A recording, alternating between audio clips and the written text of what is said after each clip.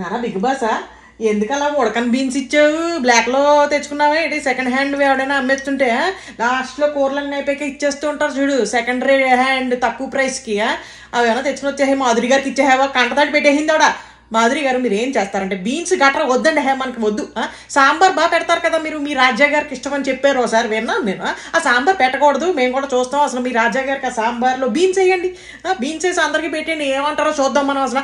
అందుకని మీరు ఆ పనిలో ఉండండి. నేను కూడా ఇక్కడ ఇడ్లీ రవ్వ మంచిగా రుబ్బుతున్నాను, నేను కూడా చూస్తున్నాను. మీరు కూడా మీ గోల, మీ బీన్స్ గోల, మీ గోల అంతా చూస్తూ నేను కూడా ఇక్కడ మా కిచెన్లో వంట చేసుకుంటున్నాను. ఈసారి సాంబార్ పెట్టండి చూద్దాం. సాంబార్ సరుకులని పంపించినా బిగ్ బాస్, నీకు అలాగూ పని పాటు ఏముండదు కదా.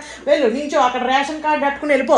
రేషన్ కార్డు అట్టుకుని వెళ్ళిపోయి నించుంటే అన్నీ ఇస్తారు, సంచి అట్టుకుని నించో.